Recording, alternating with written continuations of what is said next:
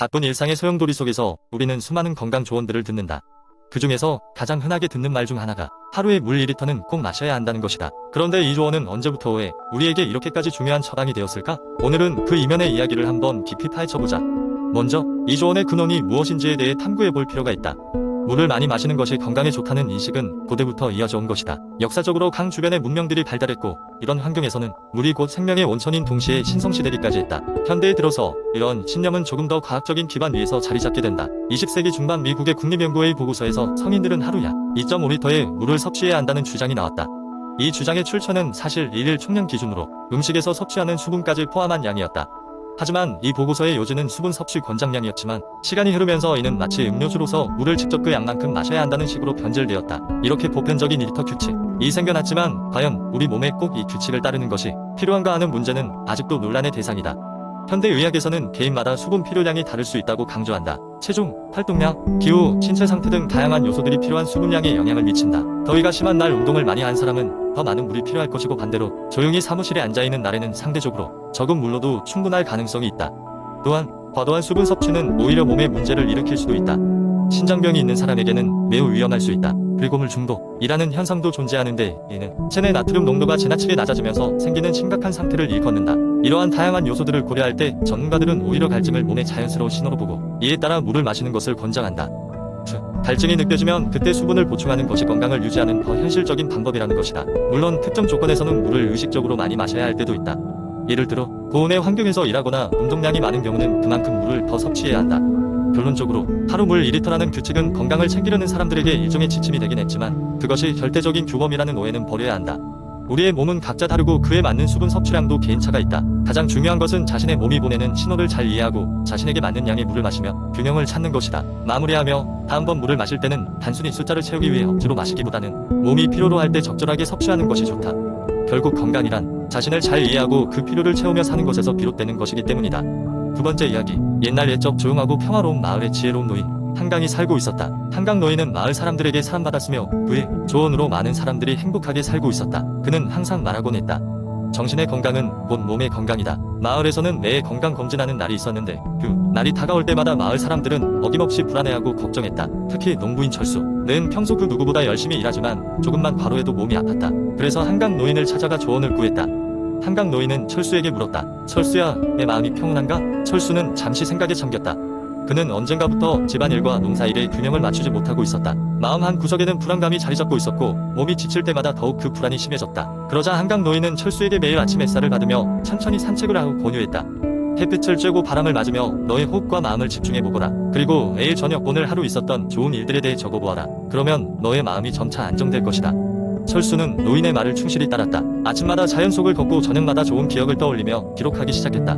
그러던 어느 날 철수는 자신의 몸 상태가 놀랍게도 좋아지고 있다는 것을 느꼈다. 아침에 일어날 때의 상쾌함이 남달랐고 농사일을 할 때에도 이전만큼 피로감을 느끼지 않았다. 철수의 변화를 본 마을 사람들은 놀라며 그 비결을 알고자 했다. 철수는 한강 노인의 조언과 자신이 한 방법들을 마을 사람들과 나누었다.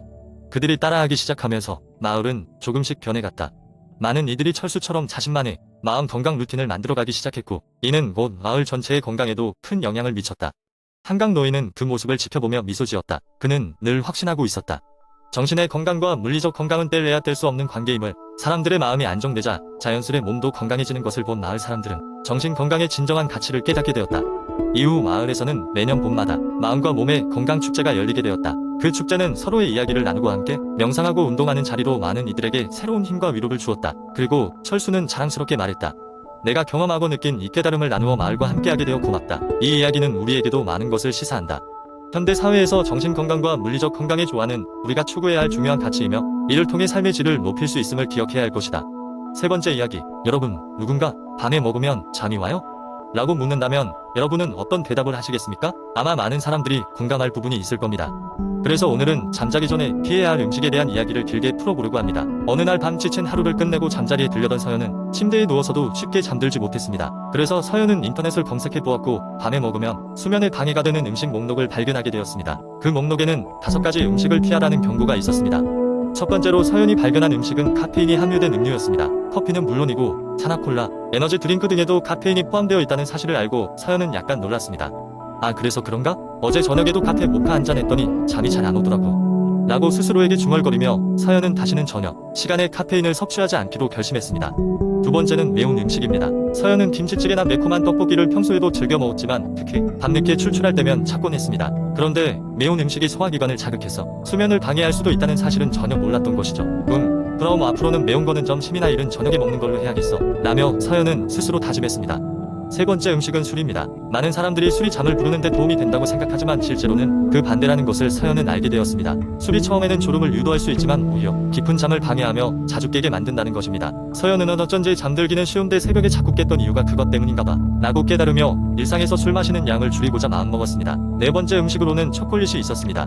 의외로 많은 사람들이 초콜릿이 카페인을 포함하고 있다는 걸 모르는데요. 서연도 마찬가지였습니다. 집착하던 독서 시간에 어두운 초콜릿 한 조각이면 충분히 집중이 잘 되었지만 저녁에 초콜릿을 먹는 습관은 당장 그만두기로 했습니다. 마지막으로 다섯 번째는 바로 고지방 음식입니다. 페퍼로니, 피자나 치즈버거와 같은 고지방 음식이 소화를 방해하고 수면을 방해한다는 말을 읽고 나서 서연은 그러면 이제 밤에 피자 주문은 그만해야겠구나 하고 느꼈습니다. 그리고 이후 며칠 동안 서연은 그 5가지 음식 섭취를 최대한 피해 보았습니다. 그 결과 서연은 잠이 훨씬 잘 오고 더 상쾌한 아침을 맞이할 수 있었는데요. 그 경험을 통해 서연은 우리 몸은 또한 우리가 먹는 것에 크게 반응한다는 것을 깨달았답니다. 이 이야기는 사실 단순히 밤에 먹는 음식의 영향만을 말하는 것이 아닙니다. 서연의 경험을 통해 우리 또한 잠들기 전에 습관을 점검하며 스스로에게 더 좋은 수면 환경을 만들어 보아야 합니다. 그리고 무엇보다 자신의 몸에 맞는 라이프 스타일을 찾는 것이 중요하다는 것입니다. 좋은 수면은 하루의 시작과 마무리를 모두 책임지기 때문입니다.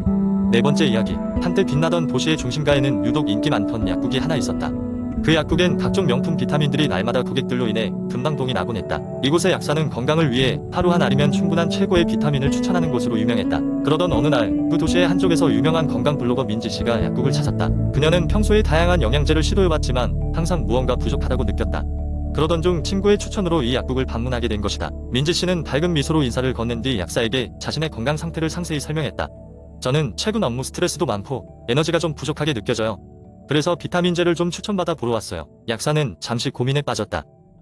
민지씨 같은 경우에는 A, B 반복되는 스트레스로 에너지가 떨어질 수 있는데 비타민C와 마그네슘이 풍부한 제품이 좋겠어요. 하루 한 알로 충분한 이 제품을 추천해드릴게요. 또한 철분 부족도 에너지를 떨어뜨릴 수 있으니 그 점도 체크해보시면 좋을 것 같아요. 민지씨는 약사의 설명에 고개를 끄덕였고 추천받은 비타민 제품을 구매하기로 결정했다. 그 제품은 바로 비타민 울트라로 여러 기능성 성분들을 하나로 종합한 구해율 제품이었다. 민지씨는 그날부터 매일 아침 비타민을 챙겨 먹기 시작했다.